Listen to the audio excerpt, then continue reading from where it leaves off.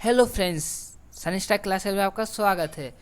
आज हम बात करेंगे डीजल पावर प्लांट की कि डीजल पावर प्लांट किस तरह से वर्क करता है, इसकी वर्किंग प्रिंसिपल क्या होता है। साथ ही साथ इससे रिलेटेड इम्पोर्टेंट क्वेश्चन भी आज इसी वीडियो में हम देखेंगे। इससे पहले हमने बात की थी थर्मल पावर प्लांट की और हाइड्रो पावर प्लांट की। उनकी वीडियो का लिंक डिस्क्रिप्शन में दिया गया है, वहाँ से जाके आप चेक कर सकते हैं।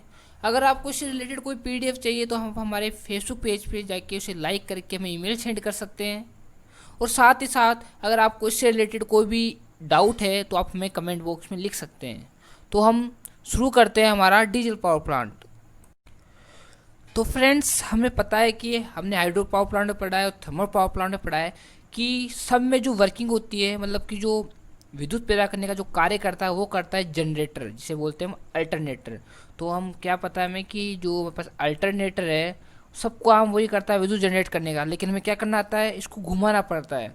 हम जिस जिस प्राइम मूवर का यूज करते हैं, जिस विधि से घुमाते उसे प्राइम मूवर कहते हैं, हम जिसका यूज करते हैं उसी के अनुसार उसका नाम पड़ जाता है। हमने अगर जल का यूज किया तो उसको हमने नाम दे दिया हाइड्रो पावर प्लांट। हमने उष्मा से उसको घुमाया, जनरेटर की शाफ्ट को घुमाया, तो इसलिए हमारा नाम पड़ गया थर्मल पावर प्लांट। उसी प्रकार हम क्या करते हैं, अल्टरनेटर को डीजल इंजन से घुमाते हैं, तो जिस कारण इसका नाम पड़ जाता है डीजल इंजन पावर प्लांट। ठीक है, अब बात करेंगे हम अब हमें इम्पोर्टेंट है कि डीजल इंजन की वर्किंग है, हम वो समझेंगे कि डीजल इंजन किस तरह से वर्क करता है, इसमें क्या क्या जो उपकरण होते हैं वो क्या क्या होते हैं। तो हम सबसे पहले बात करेंगे डीजल इंजन के उपकरण के बारे में। इसका जो स्टेज है, जो डीजल इंजन के पार्ट होते हैं उनको बांटा गया, उनके बारे में अपन बात करते हैं। तो फ्रेंड, जो डीजल इंजन होता है उसको system of diesel power plant, मतलब कि जो सिस्टम होते हैं उनके अनुसार उसको बांटा गया है। तो हमारे पास जो सिस्टम में आता है तो उससे फर्स्ट आता है हमारे पास एयर इनटेक सिस्टम। क्या आता है? Air intake system. सेकंड बात करते हैं तो सेकंड आता है हमारे पास एग्जॉस्ट सिस्टम। थर्ड है हमारे पास फ्यूल सिस्टम। और फोर्थ है हमारे पास कूलिंग सिस्टम। और फिफ्थ लुब्रिकेटिंग सिस्टम। अब इन सिस्टम के बारे में अपन पूरा विस्तृत अध्ययन करेंगे कि ये सिस्टम क्या क्या होते हैं, किस प्रकार से वर्क करते हैं, इनके बारे में हम जानेंगे।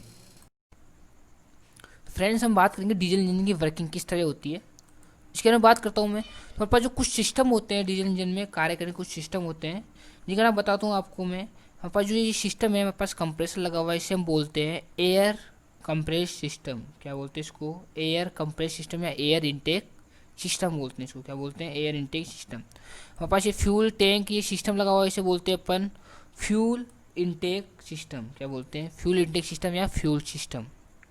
और हमारे पास ये एग्जॉस्ट है ताकि जो भी गैसें हैं वो क्या होता है, हो जाए, बाहर निकल जाए, तो इसे हम बोलते हैं एग्जॉस्ट सिस्टम। क्या बोलते हैं? इसे हम एग्जॉस्ट सिस्टम बोलते हैं।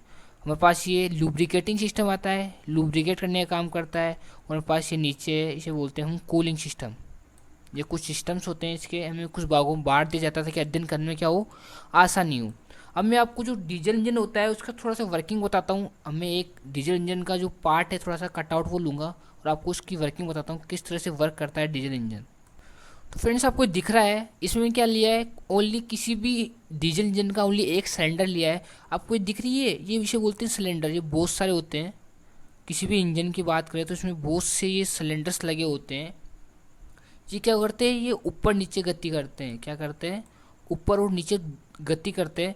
इसको क्या करते हैं, कंप्रेसिंग हमें क्या कर देते हैं, यहाँ पे इस ऑयल को जला देते हैं, जिससे क्या हो जाता है, यहाँ पे कंप्रेस पैदा हो जाता है। ये दबाव करके नीचे भेजता है इसको, ये ऑटोमेटिकली से दबाव कम होता है वापस ऊपर आ जाता है। क्या जाता है? वापस ऊपर आ जाता है। इस प्रकार ऊपर नीचे गति करता है। और यहाँ पे हमारे पास गियर बॉक्स लगा होता है, गियर के द्वारा ये गति हमें क्या मिल जाती है, जो डीजल इंजन है उसकी साफ्ट मिल जाती है, डीजल इंजन की साफ्ट गति करना प्रारंभ कर देती है। अब जो मैं ये दिख रहा है ये किस प्रकार वर्क करता है, अगर हम ये एक समझ लेंगे तो हमें सारी जो प्रक्रिया है वो समझ में आ जाएगी। तो हम क्या करते हैं, यहाँ से फ्यूल इंजेक्ट करते हैं। क्या करते हैं? फ्यूल इंजेक्ट करते हैं। फ्यूल इंजेक्ट करते हैं तो यहाँ पे क्या लगी होती है, यहाँ पे एक मेरे पास स्प्रिंग टाइप लगी होती है जो क्या करती है, जिस यहाँ पे दाब कम होगा फ्यूल खत्म होगा, यहाँ पे फ्यूल अगर नहीं रहेगा तो क्या कर देती है, ऊपर हो जाती है और फ्यूल अंदर चला जाता है। और आपको ये दिख रहा है बीच में, यहाँ पे अगर अपन मोटरसाइकिल में इंजन की बात करें तो वहाँ पे लगा होता है हमारे पास, जो मोटरसाइकिल में इंजन की बात करते हैं वहाँ पे हमारे पास स्पार्क लगा होता है, स्पार्क करने का लगा होता है ताकि वो पेट्रोल ज़्यादा जल्दी जल जाता है, इसलिए स्पार्किंग से वो जला देता है। लेकिन हमारे पास जो डीजल है वो स्पार्किंग से इतनी जल्दी जल नहीं पाता है, तो उससे हमें क्या करना पड़ता है, उसको कंप्रेस करना होता है, उसको दबाना होता है। दबाने से क्या होता है, उसमें हीट पैदा होती है, इसलिए वो जल जाता है। तो क्या होता है यहाँ पे थोड़ी सी प्रक्रिया अलग होती है। यहाँ पे क्या कर लिया जाता है, मैंने आपको बोला था कंप्रेस्ड एयर बोला था, कंप्रेस सिस्टम होता है, एयर इनटेक सिस्टम है कंप्रेस सिस्टम। वो क्या करता है, यहाँ पे क्या करता है, एयर को कंप्रेस करके भेजता है ताकि यहाँ पे जो कंप्रेस पैदा हो जाए, जिससे कि हमारे पास जो ऑयल है वो जल जाए। ठीक है, अब ऑयल जल जाता है तो क्या होता है, ऑयल जलने के बाद हमें क्या होता है कि यहाँ पे एक हमें दाब यांत्रिक ऊर्जा प्राप्त होती है, जो क्या करती है, शाफ्ट को नीचे धकेल देती है। और जो गैसें होती है ऑयल जलने के बाद वो इस पाइप के द्वारा बाहर निकल जाती है, एग्जॉस्ट पाइप के द्वारा बाहर निकल जाती है। हमारे पास ये एक सिस्टम था, एक सिलेंडर का सिस्टम था। हम आपके पढ़ेंगे कि इंजन के अंदर और भी वर्क होते हैं। अगर ये क्या होता है, यहाँ पे जलेगा तो ऊष्मा पैदा होगी। अब उसे ठंडा करने के लिए क्या करते हैं, उसके लिए हम आगे सिस्टम पढ़ेंगे। तो हमने एक जो सिलेंडर होता है उसकी वर्किंग पढ़ ली है। अब इसमें बहुत से सिलेंडर्स लगे होते हैं, यहाँ पे बहुत से सिलेंडर्स लगे होते हैं जो क्या होते हैं, एनी टाइम ऑयल में डूबे होते हैं। क्या होते हैं, ऑयल में डूबे होते हैं। अब जो ऑयल में डूबे होते हैं तो वह क्या हो जाता है, उस ऑयल घटने के कारण वो ऑयल गर्म हो जाता है। क्या हो जाता है, ऑयल गर्म हो जाता है, इसलिए हमें क्या करना पड़ता है, कूलिंग सिस्टम लगाना होता है। जो मोटरसाइकिल्स होती है उसमें भी कूलिंग सिस्टम होता है, लेकिन वहाँ पे क्या होता है, बहुत छोटा सा इंजन होता है वो, इसलिए कम गर्म होता है।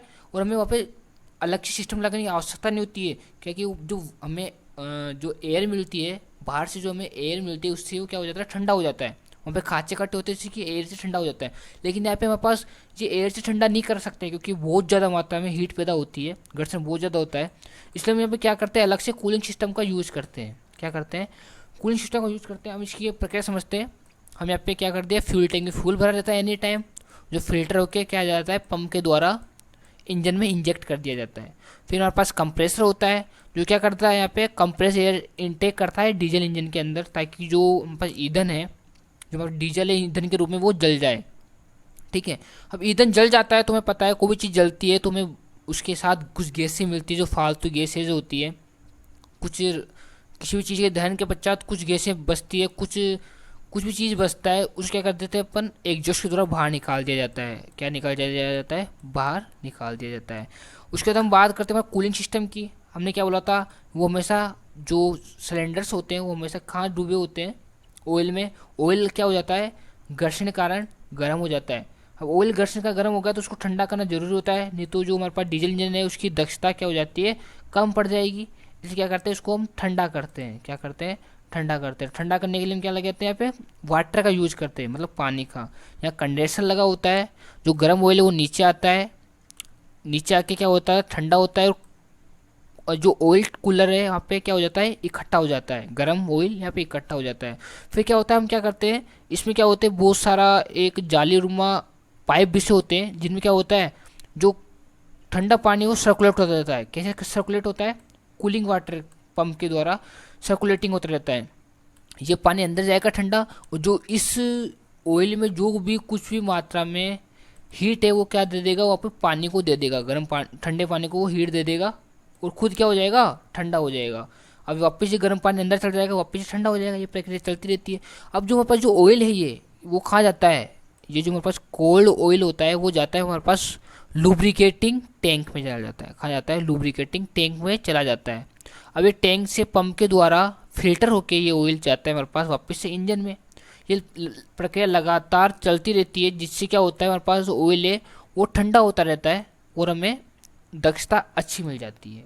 ठीक है फ्रेंड्स, अब हमारे पास ऑयल ठंडा हो गया, हमने जो हमारे पास साफ्ट इंजन को घूम गई, तो हमारे पास क्या होगा, और अल्टरनेटर वो भी घूम जाएगा। अल्टरनेटर घूम जाएगा तो हमें जो हमारे पास विद्युत थी, हमारी इलेक्ट्रिसिटी थी, वो क्या हो जाएगी, जनरेट हो जाएगी। और हमें ये तो चाहिए, हमें इलेक्ट्रिसिटी जनरेट करनी थी। इस प्रकार में ये डीजल इंजन वर्क करता है। तो फ्रेंड्स, अगर मैं इसकी बात करूँ, इसकी मैं दक्षता की बात करूँ कि डीजल इंजन की जो दक्षता होती है वो क्या होती है, इसकी आउटपुट एफिशिएंसी की बात करूँ तो वो होती है 0.5 kVA से 110 kVA तक। वैसे माना जाए तो इसकी दक्षता देखें हम तो इसके 15 मेगावाट, तो 15 मेगावाट तक होती है। हम 15 मेगावाट तक इसमें विद्युत पैदा कर सकते हैं, लेकिन 15 मेगावाट तक विद्युत पैदा कर सकते हैं, लेकिन जो इसका खर्चा होता है बहुत ज़्यादा हो जाता है। क्या हो जाता है, बहुत ज़्यादा, लेकिन इतने का हम यूज करते नहीं है। साधारणतः जो यूज करते हैं डीजल संयंत्र का वो होता है 100 केवीए से 70,000 केवीए तक का क्या करते हैं यूज करते हैं, क्या करते हैं यूज करते हैं। लेकिन जो अधिकतर कितने तक हो सकती है, 25,000 तक, क्या 25,000 तक भी क्या कर सकता है ये विद्युत को पैदा कर सकता है। 25,000 तक इसमें क्या होता है विद्युत को पैदा करने तक की क्षमता होती है 25,000 किलोवाट तक, ठीक है। और लेकिन अपन सामान्यतः काम में लेते हैं वो लेते हैं 500 केवीए तक, कितनी लेते हैं 500 किलोवाट तक की जो इसमें विद्युत करते हैं सामान्यतः इतने तक का यूज करते हैं। क्योंकि हमें क्या होता है ये एक तरह का किसी भी इमरजेंसी टाइम में काम में आता है, इसलिए हम 500 किलोवाट तक की किसी भी उद्योग में इसको काम में लेते हैं, ठीक है फ्रेंड्स। अब हम बात करते हैं इसकी जो दक्षता होती है वो कितनी होती है। इसकी दक्षता 37% होती है, कई किताबों में 35% भी होता है, कई में 37% भी होता है। कितनी होती है 36% इसकी क्या होती है दक्षता होती है। अगर इसकी लागत की बात करें, क्या करें इसकी अगर तुलना करें अपन थर्मल पावर प्लांट से, तो थर्मल पावर प्लांट की बात करें तो अगर कोई 7 मेगावाट का थर्मल पावर प्लांट है तो उसके तुलना में इसकी दक्षता क्या होगी कम होगी, क्योंकि थर्मल पावर प्लांट की दक्षता अधिक होती है, इसकी दक्षता क्या होगी कम होगी। अगर 7 मेगा, क्योंकि बहुत ज़्यादा मात्रा में अगर हम इससे अगर विद्युत पैदा करेंगे तो बहुत ज़्यादा खर्चा होता है, इसलिए इसकी दक्षता क्या होती है कम होती है। और इसकी आयु की बात करें, इसकी क्या होती है आयु की बात करें तो इसकी आयु होती है 20 साल तक इसकी आयु होती है, आयु होती है 20 वर्ष। जबकि अपन थर्मल पावर प्लांट की आयु की बात करें, थर्मल पावर प्लांट की आयु होती है 30 वर्ष, कितनी होती है 30 साल तक क्या होती है इसकी आयु होती है। मतलब कि ये लंबे समय तक कार्य करता है थर्मल पावर प्लांट, क्योंकि डीजल पावर प्लांट कितने तक कार्य करता है 20 वर्ष तक। कुल मिला के क्या होता है हमारे पास एक तरह का टेम्परेरी सिस्टम होता है, हम इसको ज़्यादा बड़े मात्रा में विद्युत पैदा करने के लिए यूज नहीं करते हैं। कभी कभार इमरजेंसी में क्या होता है हमारे पास ये काम करता है, यानी काम में आता है, उसी टाइम में हम क्या लेते हैं इसको वर्क करते हैं, ठीक है फ्रेंड्स। तो फ्रेंड्स हमारे पास ये हमारा डीजल पावर प्लांट था। अगर इससे रिलेटेड आपको कोई भी क्वेश्चन चाहिए, इससे रिलेटेड कुछ भी आपको जानकारी चाहिए तो हमें कमेंट कर सकते हैं। अगर आपको इससे रिलेटेड कोई पीडीएफ चाहिए तो आप हमें हमारे फेसबुक पेज पर जाके ईमेल सेंड कर सकते हैं, आपको वहाँ से हमें आपको पीडीएफ मिल जाएगी। और आप